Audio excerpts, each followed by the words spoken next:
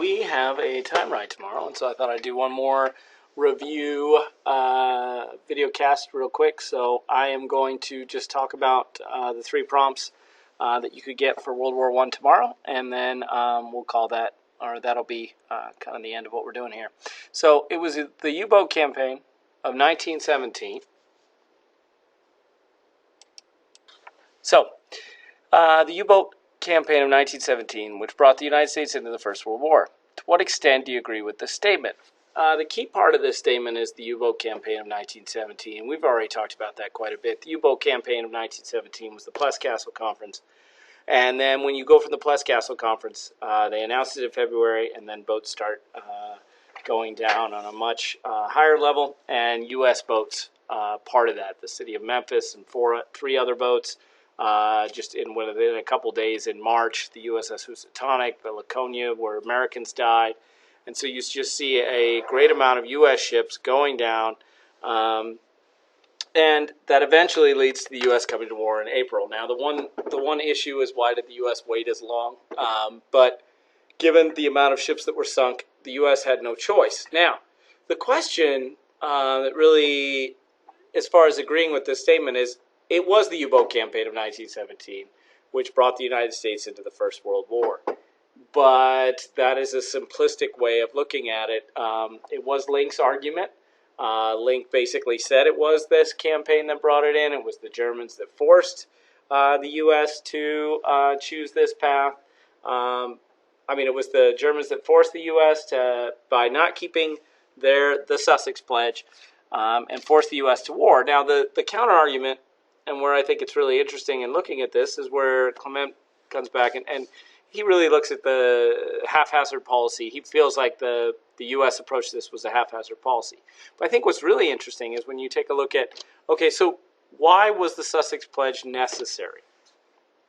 Why did the Germans have to keep the Sussex Pledge? And I think you can go all the way back to strict accountability, and that the U.S. was putting a lot more pressure on Germany than they were on the United States. And you can see that, yes, the campaign of 1917 brought the war, but that was only because the U.S. forced Germany into the Sussex Pledge, which they couldn't keep. And so the U.S. basically forced Germany into these positions, which then led to that campaign mattering.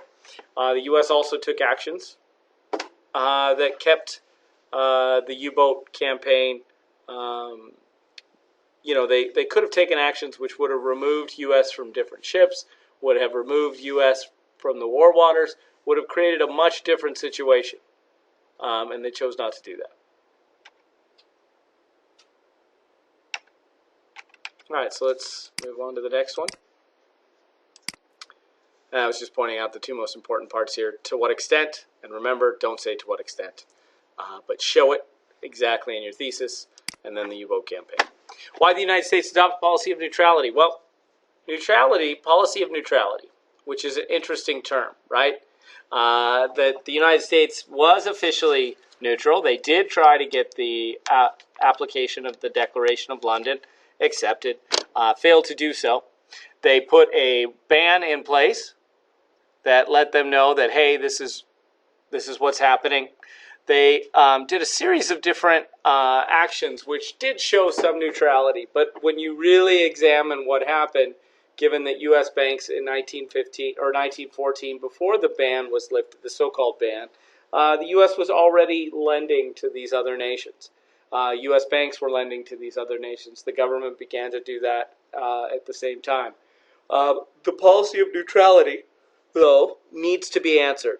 Why did the United States adopt a policy of neutrality? I think you could go back and look at their isolationist tradition, the idea that they don't feel like they should be in entanglements with Europe. They wanted to stay out. They felt like it was another European war, which didn't concern them.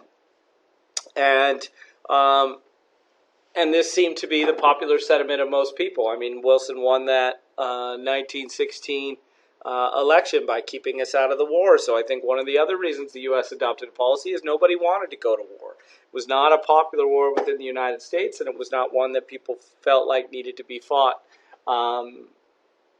So Wilson used a lot of ideological language to talk about their entry into the war, but most people felt like the U.S. needed to go into war because they were attacked in the submarines.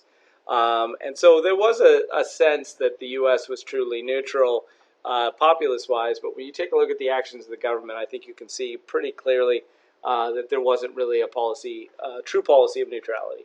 And I think that's where you would challenge this prompt going forward. Evaluate the circumstances that led to the shift in the American position regarding the entrance to World War I. Again, there's assumption to this question that there was a shift. Either way, you still have to answer it, and evaluate is asking you to really weigh the strengths and weaknesses of the circumstances, really weigh what happened in those circumstances, and basically what led them to make that shift. What were the major things? You have to kind of come to a decision there. But you need to evaluate all the circumstances that come around it. Well, I think what you're looking at, what you're looking at with this is that basically the United States did not really have a shift. There was no shift, but you need to basically talk about there was no shift. It felt like the United States just moved towards war. But I think you could say if there was a policy of neutrality, then there was a shift for the U.S. entering the war. There was a shift in public opinion from no war to war. But did the government shift? And so I think you could break in that and look at that shift from a couple different reasons. I think you could look at it in several different ways. So basically, that's about all I have for you. But I think it's really important when you're examining and getting ready for this time, right, that you go through and really think through these prompts, have thesis statements that you kind of have planned out, and then begin to kind of do some outlines that you'd be able to produce pretty quickly in a pre-write. Because I'm going to expect all of you to do pre-writes tomorrow. I'll kind of give you the time in which I think you should start writing, but I think everybody needs to do a pre-write to make sure that they can focus on asking the key question for this time, right, which is why does this matter? So as you're writing it, really looking at why does this matter?